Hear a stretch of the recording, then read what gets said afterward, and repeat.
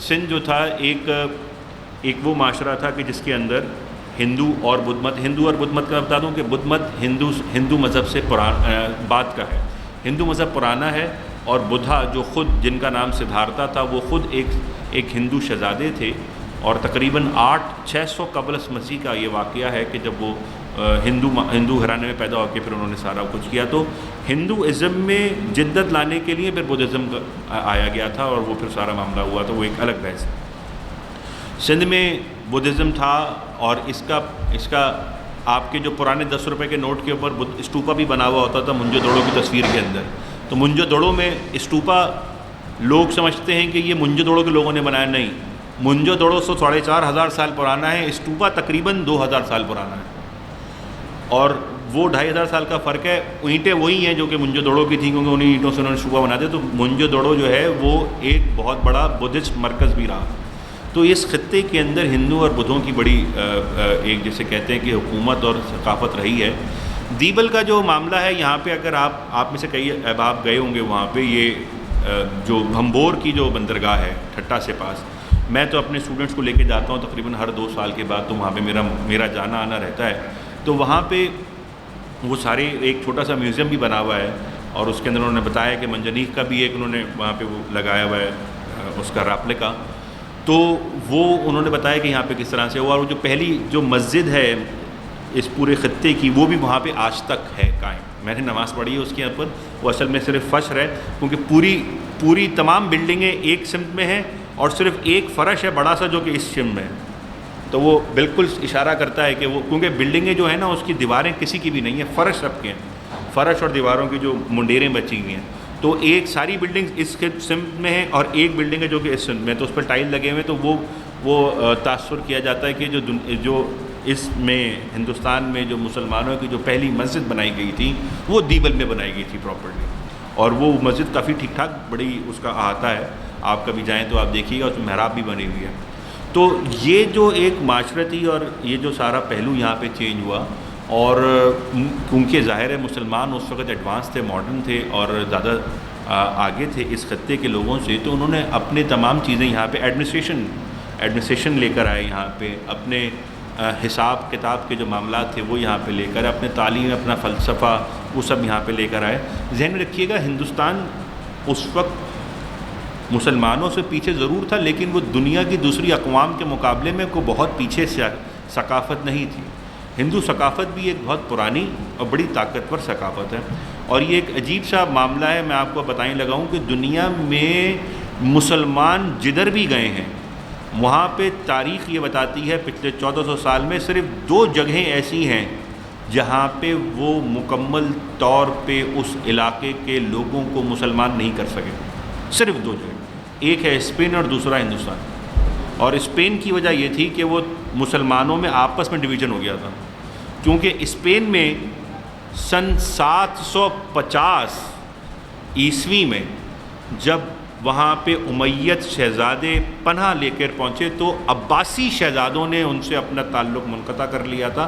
جب عباسی خلافت آئی تھی سن 750 میں، اور الصفہ نے جب پہلا وہ عباسی خلیفہ بنا تو اس نے تمام امیہ شہزادے بلا کے مار دیے تھے کھانے کے پروگرام میں، اور اس کے بعد جو بچے تھے وہ حکومت چاہیے لے گئے. تو اس وجہ سے ان کی طاقت کمزور تھی. انہوں نے مزید یورپ میں اپنے اسلام کو پھیلانے کی کوشش نہیں کی، اور اس پہ اثر انداز ہونے کی کوشش نہیں کی. یہ تو اس کا ایک سیاسی پہلو ہے. اور وہ اب کمزور تھے تو انہوں نے اپنے آپ کو صرف وہاں پہ مستحکم کرنے کی کوشش کی، بڑھانے کی کوشش نہیں کی. تو یہ بڑی وجہ ہے کہ اسپین میں جو پسپائی ہوئی. اور ہندوستان ایک دوسری جگہ ایسی ہے کہ جہاں پہ مسلمان 1000 سال سے اوپر ہو گیا، لیکن پورے ہندوستان کو مسلمان نہیں کر سکے. لیکن اس میں ایک جو بہت ہی ایک پہلو ہے، بہت اہم پہلو، وہ یہ ہے کہ ہندوستان کیونکہ اتنا بڑا خطہ ہے، اس کو آپ چھوٹا بر صغیر جو کہتے ہیں، اس کو آپ سب کانٹیننٹ کہتے ہیں. اس کے آبادی کے اعتبار سے اگر آپ دیکھیں تو پورے یورپ سے بڑا آبادی کے اعتبار سے. اور اگر آپ رقبے کے اعتبار سے دیکھیں جس کے اندر پاکستان، ہندوستان اور آپ بنگلہ دیش آج کا ملائیں، تو رقبے کے اعتبار سے دیکھیں تو یورپ کے تقریباً قریب ہے. یہ اتنا بڑا، جہاں پہ یورپ میں کئی ساری قومیں اور کئی سارے ممالک رہتے ہیں، یا ہندوستان میں آپ کہتے تھے کہ یہ ایک ملک تھا اس زمانے میں. تو اتنا بڑا ایک خطہ ہے یہ ملک نہیں، یہ خطہ تھا. تو یہ بات اس طرح آسان نہیں ہے کہنا کہ پورے ہندوستان میں مسلمان نہیں ہو سکے، کیونکہ وہ ایک بہت بڑا علاقہ، بہت بڑی آبادی، اگر آپ آج کی آبادی اس کی لگائیں ہندوستان، پاکستان اور بنگلہ دیش کی ملا کے، تو یہ ملا کے تقریباً 170 کروڑ بنتی ہے، جو کہ دنیا کا تقریباً 7ویں حصے سے زیادہ ہے، 5واں حصہ بنے گی تقریباً، 4تھا یا 5واں حصہ بنے گی پوری دنیا کا، 5واں حصہ بنے گی پوری دنیا کی آبادی کا، اتنا بڑا خطہ ہے۔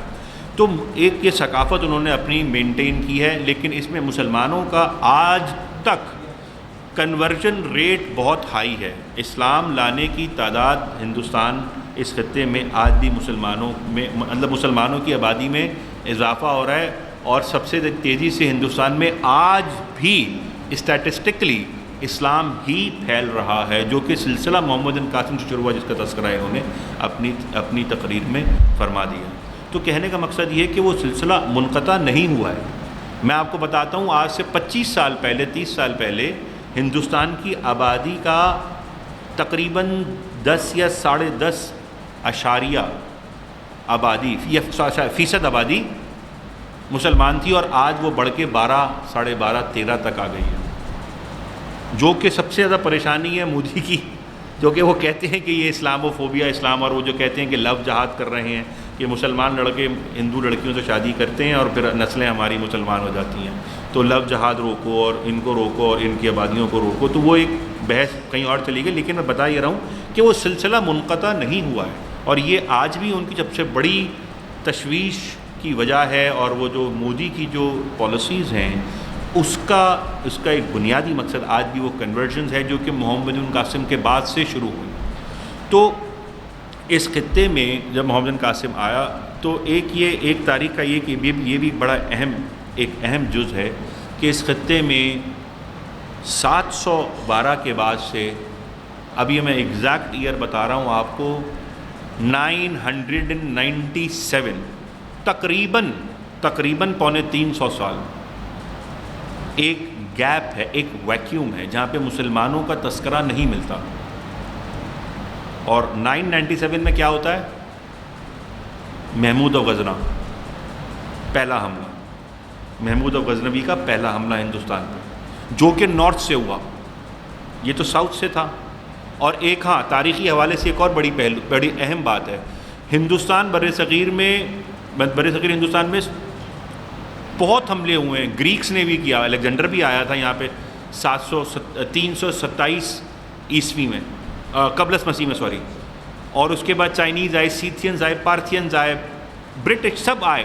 یہ واحد ہے محمد بن قاسم کا حملہ جو کہ ساؤتھ سے ہوا ہے، تو حملہ جو ہے وہ ساؤتھ سے صرف ایک، وہ باقی سارے ادھر سے آئے، اوپر سے، نارتھ سے۔ تو یہ بھی ایک بڑی اہم بات ہے، یونیک بات ہے محمد بن قاسم کے حوالے سے۔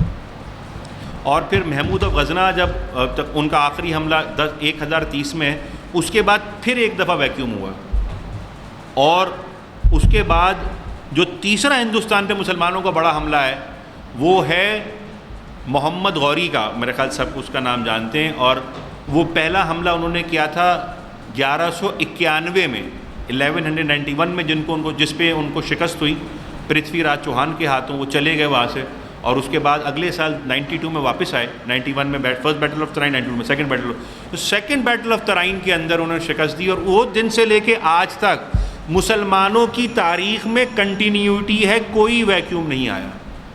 مسلمان حکومت قائم غوری سے انہوں شروع ہوئی، تو یہ جو تقریباً 500 سال کا عرصہ ہے محمد بن قاسم سے غوری، 712 اور 1192، یہ 500 سال، تقریباً 500 سال کا عرصہ۔